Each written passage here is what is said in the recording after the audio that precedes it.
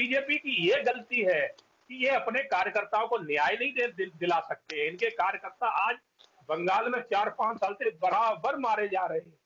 तो जी मारने के लिए आप धरना दोगे तो धरने, एक कहावत है कि ढोल गमार सूत्र पशु नारी, ये सब ताड़न के अधिकारी। अगर आप ढोल के डंडा नहीं मारोगे तब तक ढोल बजेगा नहीं। तो गमार जी को जी जी जब तक सर, धरना ही गमार, देना था तो फिर तो केजरीवाल को भी बिठा सकते थे वहां पर कि आइए सर, आप प्रधानमंत्री बन जाइए या आप देश की सत्ता को संभाल लीजिए। अगर धरना ही देना था तो कार्यकर्ता तो उनको भी बिठा सकते थे। वही मैं कह रहा हूं कि जब तक ढोल को आप डंडा नहीं मारोगे ढोल बजेगा नहीं। और जब तक गमार को आप उसकी भाषा में बात नहीं करोगे तब तक गमार आपकी भाषा को समझेगा नहीं, वो बल्कि ये और डरे देखेगा कि ये हमसे डरे हुए हैं। तो ये यहाँ जी पर बीजेपी की गलती है। बीजेपी अगर इतनी अहिंसावादी बनी रहेगी तो कहीं मुझे ये डर लगता है कि हमारे कार्यकर्ता धीरे धीरे इस डर से हमें छोड़ के ना चला जाए। और ये बीजेपी को अब सोचना पड़ेगा, स्टेप लेना पड़ेगा, सख्ती से लेना पड़ेगा। धरने आंदोलन से कुछ नहीं होता है। अगर मैं ये सत्यता कहना चाहूंगा कि आज बीजेपी का कार्यकर्ता डरा हुआ है, बंगाल में नहीं पूरे देश में डरा हुआ है। वो सोच रहा है कि अगर हमारे साथ इस तरह का हादसा होगा तो हमारी पार्टी तो बचाने आएगी नहीं, हमें सिर्फ धरने जी देती रहेगी। आपने कार्यकर्ता का हौसला अफजाई करने के लिए उसके साथ बराबर खड़ा होना पड़ेगा। अहिंसा से काम नहीं चलेगा, धरनों से काम नहीं चलेगा। ये हम अपने शीर्ष नेताओं को कहना चाहते हैं आपके माध्यम कि आप अपने कार्यकर्ता की जब तक जो है ना जान माल की रक्षा नहीं करेंगे तो कार्यकर्ता आपसे दूर हो जाएगा। दोस्तों, स्वागत है आपका यूथ मीडिया टीवी पर। चर्चा करेंगे इस वक्त जो बंगाल में बद से बदतर स्थिति हो रखी है, जहां पर हिंदुओं को, बीजेपी कार्यकर्ताओं को बुरी तरीके से टीएमसी के कार्यकर्ताओं द्वारा और वहां के कुछ शांति प्रिय समुदाय द्वारा मारा जा रहा है, पीटा जा रहा है। उनको घर से निकाला जा रहा है, उनके घरों को, उन बीजेपी दफ्तरों को बुरी तरीके से तहस नहस किया जा रहा है। इस वक्त बंगाल के हालात बिल्कुल वैसे हैं जैसे कुछ समय पहले 1990 में कश्मीर के हालात थे। वहां पर उस वक्त भी हिंदू पलायन करने पर मजबूर था, आज बंगाल में भी हिंदू पलायन कर रहा है। इस पर चर्चा करेंगे कैप्टन आई सिंह भदौरिया से कि वो किस तरीके से देखते हैं इन सब चीजों को, और ममता बनर्जी और उनके पार्टी के कार्यकर्ता भी चर्चा करेंगे जो बयान दे रहे थे कि एक बार सीआरपीएफ और अमित शाह चले जाए, बीजेपी चली जाए, फिर बताएंगे कि हम क्या हैं। तो सर नमस्कार, कैसे हैं आप? मैं ठीक हूँ, आप सर कैसे जिस हैं? तरीके से, मैं बिल्कुल ठीक हूँ सर। जो इस वक्त हालात हो रखे हैं बंगाल के, जहां पर लगातार ऐसी घटनाएं हो रही है कि बीजेपी के कार्यकर्ताओं को ढूंढ ढूंढ कर मारा जा रहा है, इस पर क्या कहना चाहेंगे आप? जी, बंगाल का इतिहास शुरू से ही ये जो है ना दंगा पीड़ित इतिहास रहा है। बंगाल का इतिहास कभी खास करके राजनीति के लिए तो अच्छा रहा ही नहीं है। जब से देश जी आजाद हुआ है सबसे ज्यादा वहाँ लेफ्ट ने और कांग्रेस ने वहाँ शासन सत्ता संभाली है। इन्होंने दोनों ने ही मिलकर वहाँ शासन किया है। 30 साल से अधिक जो है ना कांग्रेस ने वहाँ शासन किया है और लगभग इतना ही जो है ना लेफ्ट पार्टी ने वहाँ शासन किया है, सीपीआई ने। तो ये दोनों ही पार्टियों का इतिहास उस टाइम ये रहा है कि जाति में बांटना, एक पक्ष मुस्लिम, खास करके जो मुस्लिम समाज है उसको जो है ना वोट बैंक समझ के, और वहाँ हिंदुओं के ऊपर शुरू से ही वहाँ जो दंगे फसाद और मारकाट होता रहा है। आपने देखा जी होगा कि जब जब सीपीआई थी तो यही ममता के जो है ना कार्यकर्ता और इनके पदाधिकारी, इनके पार्टी के लीडर वहां मारे जाते थे, काटे जाते थे। जब कांग्रेस का था तब सीपीआई सीपीएम के मारे जाते थे। तो वहां का ये इतिहास रहा है कि वहां कभी भी राजनीति साफ सुथरी रही नहीं है। और वही जी काम जब ममता बनर्जी जब बंगाल में सत्ता संभाली, आज उनको 10 साल हो गए और तीसरा राउंड वो पूरा करने जा रही है। तो उन्होंने जब संभाली तो लोगों को वहां ये विश्वास हुआ कि दीदी बहुत अच्छा साफ सुथरा शासन देंगी, बंगाल में उद्योग देंगी, बंगाल में रोजगार देंगी, और बंगाल सबसे बड़ी बात की बंगाल के लोगों को सुरक्षा प्रदान करेंगी। जी मगर शायद वो ये लोग भूल गए कि बंगाल का इतिहास ही ये है कि वहां कोई साफ सुथरा होता ही नहीं है। जो भी सत्ता में आता है वो जो है ना इस तरह की अराजकता फैलाता है। वही बनर्जी के जो है ना कार्यकर्ता उनके लोगों ने किया। आपने देखा जी होगा जी कि जी। 10 साल से वहां पर क्या हो रहा था, टोटल वसूली हो रही थी, टोलाबाजी हो रही थी, सिंडिकेट से वहां चल रहा था। वहां एक छोटा सा भी काम अगर कराना है तो जब तक उनके कार्यकर्ता उसमें कुछ अपना हिस्सा नहीं लेते थे तो वो काम नहीं होता था, चाहे वो जी सरकारी काम हो चाहे प्राइवेट काम हो। और अगर उनकी मर्जी के खिलाफ अगर कोई भी चलता था वहां, चाहे बीजेपी हो चाहे वहां कांग्रेस हो, खास करके बीजेपी, जब से वहां बीजेपी ने अपना पैर रखा है और धीरे धीरे अपनी जड़ें जमाना शुरू की, तो ममता बनर्जी को वही चीज वहां हजम नहीं हो रही थी। तो आपने देखा होगा कि ममता बनर्जी ने किस तरह से वहां का माहौल बनाया। फिर बीजेपी के राष्ट्रीय जो नेता गए उनको सुत्ता नहीं छोड़ा गया है, उनके जो है ना काफिले पे भी हमला हुआ है, जिसमें राष्ट्रीय अध्यक्ष बीजेपी के जो नड्डा जी हैं इनके ऊपर भी हमला हुआ था। तो आप सोचिए कि बंगाल की स्थिति क्या है। तो मैं तो एक ही बात कहूंगा कि इस बंगाल को सुधारने के लिए सिर्फ एक ही तरीका हो सकता है, और वो है मिलिट्री शासन, राष्ट्रपति शासन। अगर इसको जब तक नहीं लगाया जाएगा, बंगाल में आप जो है ना ममता नहीं और किसी की सरकार बना दो, ये माहौल वहां का नहीं बदलने वाला है। लोगों को थोड़ी नई एक उम्मीद जगी थी कि बीजेपी आएगी तो जो है ना यहाँ पर शायद शांति आएगी, और ऐसा होता भी। अगर बीजेपी जी। की सत्ता आती तो वाकई में वहां के जितने गुंडे बदमाश हैं इनको लगाम लगाई जाती, क्योंकि वहां पर सर जो पर मैं एक चीज और जानना चाहूंगा सर यहाँ पे कि ममता बनर्जी ने अपने रैलियों के बीच में भी ये कहा था कि एक बार सीआरपीएफ और जो ये बीजेपी के फोर्सेस हैं इनको जाने दो, फिर बताएंगे हम क्या है। तो उसके बावजूद भी आखिर इतनी अच्छी तरीके से इतनी ज्यादा सीटें मिलना, इसको किस तरीके से देखते हैं और इस बयान को किस तरीके से देखते हैं कि शुरू से ही धमकाते हुए आई है वहां की जनता को कि एक बार जाने दो फिर बताएंगे। बहुत अच्छी बात रोहन, बहुत अच्छा सवाल आपने पूछा। ये सीटें मिलने का कारण ये है, उनको किसी काम के ऊपर नहीं सीटें मिली है कि उन्होंने बंगाल में कोई अच्छा काम किया है या कोई नए उद्योग लगाए हैं या लोगों को रोजगार दिया, ऐसा कुछ नहीं किया है। ये सीटें उनको सिर्फ डर और भय से मिली है, क्योंकि जो वो आज उन्होंने चुनाव जीतते ही दिखा दिया कि जो लोग उनके फेवर में नहीं आए सीधा ही उनको मौत के घाट उतारना शुरू कर दिया। तो यही बंगाल में डर सबसे ज्यादा था। तो कुछ लोग जो है ना हिम्मत करके बीजेपी के साथ जुड़े और उन्होंने जो है ना परिवर्तन की कोशिश करी कि परिवर्तन हो जाए। और कुछ लोग ऐसे थे जो अपने आप को जो है ना डर से बाहर नहीं निकल पाए और उन्होंने मजबूरी बस टीएमसी को ही वोट दिया। तो मुख्य कारण ममता का जीतना यही है कि लोगों ने डर से वोट दिया है, दिल से वोट नहीं दिया है कि ममता जी ने कोई विकास किया है या बंगाल को बहुत अच्छा बना दिया, ऐसा कुछ नहीं है। वो सब इसलिए डरते थे कि अगर मैं इनके फेवर में नहीं आया तो कल को मेरी मौत हो जाएगी, मेरे परिवार को मार दिया जाएगा। वो आपने देखा है जिस दिन जो है ना रिजल्ट आए उसी दिन से सरे और तो और छोड़िए, बीजेपी पार्टी का सरेआम जो है ना कार्यालय जलाया गया है, इनके कार्यकर्ताओं को घर में घुस के मारा गया है, महिलाओं के साथ रेप हुआ है। और बीजेपी ने सर क्या कर दिया? गैंग रेप किया गया वहां की महिलाओं का टीएमसी के कार्यकर्ताओं द्वारा। और सर जो लोग रोते थे इन सब चीजों पर महिलाओं को लेकर हाथरस पहुंच गए थे कि यहाँ पर गलत हुआ महिला के साथ, गलत वहां भी हुआ तो वहां भी हुआ है बंगाल में भी।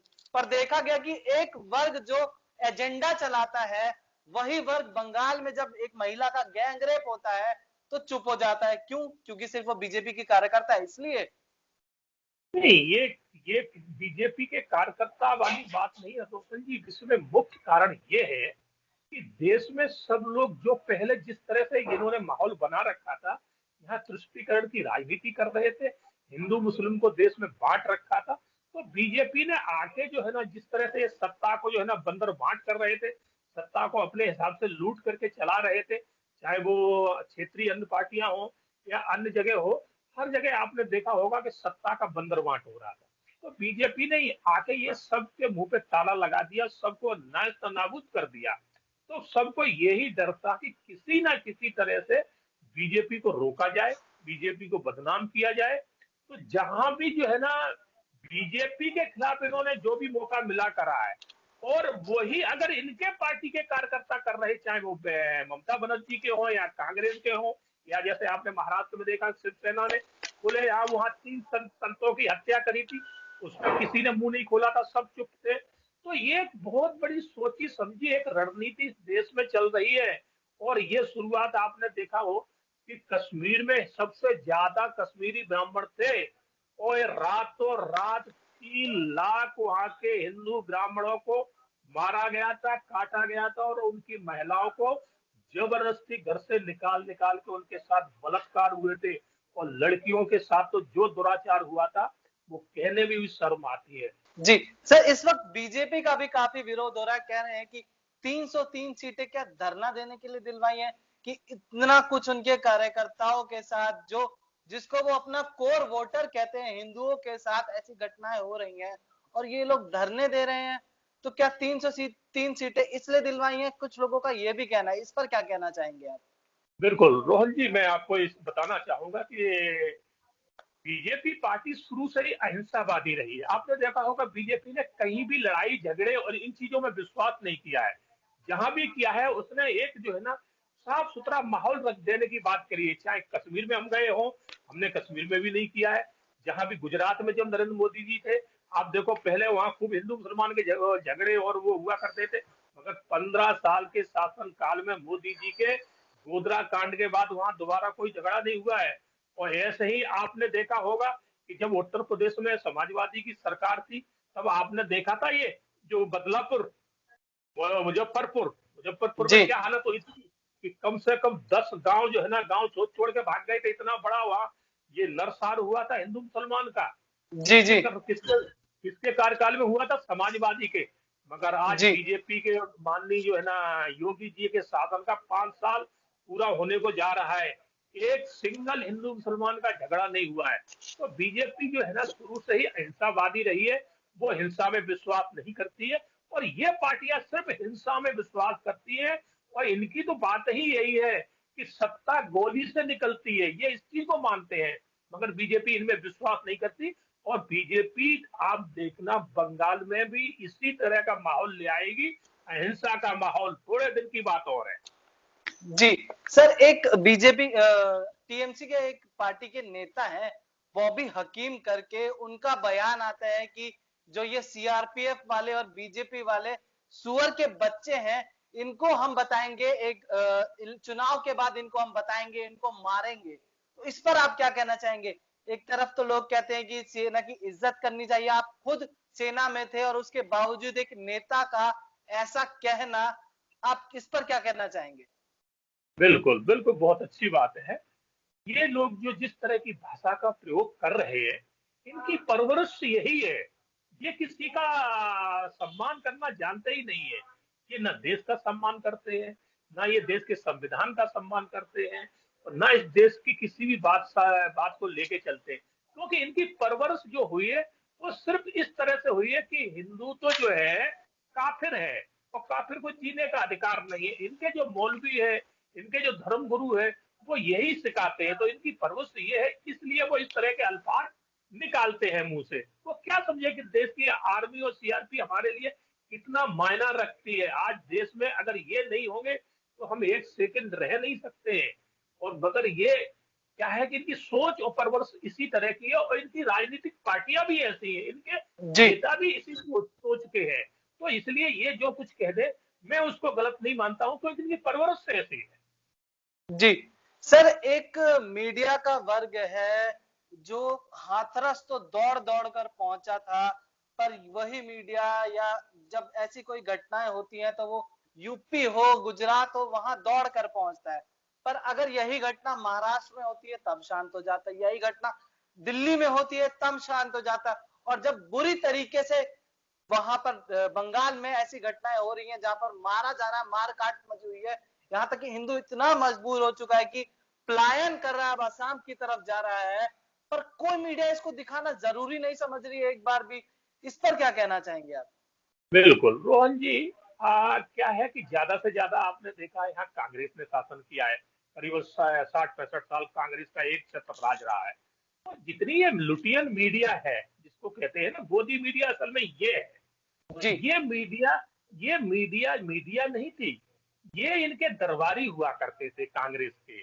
और जी जी कांग्रेस इनको इसी का इनाम दिया करती थी। जो लुटियन जोन में इनको अच्छे अच्छे बंगले मिलते थे, जबकि ये कुछ नहीं होते। इनको सरकारी सारी सुविधाएं मिलती थी, सरकारी खर्चे पे ये विदेश यात्रा करते थे, 5 स्टार होटलों में इनके डिनर और लंच होते थे। तो ये सारी सुविधाएं हैं मोदी जी ने आके इनकी बंद कर दी और इनको बैठे बिठाए जो इनको किसी को जो है ना महीने के 10 लाख मिल रहे हैं, एक झूठा एनजीओ बना लिया और एनजीओ के नाम से पूरा देश का पैसा है वो इनके खाते में जाता था। तो मोदी जी ने आके 2,500 इस तरह के फर्जी एनजीओ बंद करे थे, वो इनके खाते में सब कुछ जाना हो गया, बंद हो गया। तो ये लुटियल लोग और जो गोदी मीडिया वाले वही माहौल फिर चाहते हैं, क्योंकि इनको जो हराम की देश की खाने को मिल रही थी वो बंद हो गई, तो वो जी चाहते हैं कि दोबारा जैसे भी वही माहौल बने और हमें फिर जो है ना सारी सुविधाएं इस देश की जनता का गाड़ जो बड़ी मेहनत का पैसा है टैक्स से दिया हुआ वो हम फिर इसी तरह से लूटे खाएं। इसलिए वो एक पक्षाघात करते हैं, जहां बीजेपी के कार्यकर्ताओं की हत्या और बलात्कार होगा वहां ये मुंह बंद कर लेंगे, और जहां नॉर्मल कुछ भी हो जाएगा तो बीजेपी को घेरने के लिए कोई मौका नहीं छोड़ते हैं। बीजेपी ज्यादा जो है ना अगर अहिंसावादी बनेगी तो इसके स्वास्थ्य और सेहत के लिए कतई अच्छा नहीं है। जी सर, एक चीज और है कि ये जो नेता हैं, जो लोग ममता बनर्जी को बधाइयां दे रहे थे, चाहे वो दिल्ली के मुखिया हो अरविंद केजरीवाल जी, चाहे वो महाराष्ट्र के संजय राउत, तो जो शेरनी बता रहे थे ममता बनर्जी को, क्या अब वो जो वहां पर घटनाएं हो रही हैं उस पर एक बार भी इन लोगों ने एक ट्वीट नहीं किया? जरूरी नहीं समझा कि वहां की जनता के लिए एक शब्द बोल दे ममता बनर्जी से? क्या कुछ भी जरूरी नहीं समझा इन लोगों ने? बधाइयां देने तुरंत पहुंच गए ये लोग। रोहन जी, एक कहावत आपने सुनी होगी कि चोर चोर मुंह से आते भाई। तो जी ये सब मिलकर चोर लुटेरे पूरे जो है ना, चाहे वो समाजवादी पार्टी हो, चाहे वहाँ जो तिगाड़ी सरकार बैठी है शरद पवार, शिवसेना और कांग्रेस, और दिल्ली में केजरीवाल, ये सब एक जैसे है। आपने अभी 2 दिन पहले एक वीडियो आया था, शायद आपने ना देखा हो, मेरे पास है। उस वीडियो में केजरीवाल बड़े हंस हंस के कह रहे हैं कि पंजाब में गांव गांव में गली गली में घर घर में आम आदमी की पार्टी का कार्यकर्ता जा रहा है और वहां पे ऑक्सीजन नाप रहा है, सारी उनको फैसिलिटी पहुंचा रहा है, उनको इंजेक्शन पहुंचा रहा है। तो केजरीवाल से दिल्ली तो संभाली नहीं जा रही, जहां पर इतनी महामारी फैली हुई है कि हर गली गली में एक डेड बॉडी डेली निकल रही है, और पंजाब में आप जाके ऑक्सीजन बांट रहे हो। तो ये उस तरह के लोग हैं कि ये जनता की नहीं सोचते, ये सोचते कि हमें गद्दी सीट कैसे मिलेगी, हमारी सरकार कैसे आएगी। जी, धन्यवाद सर।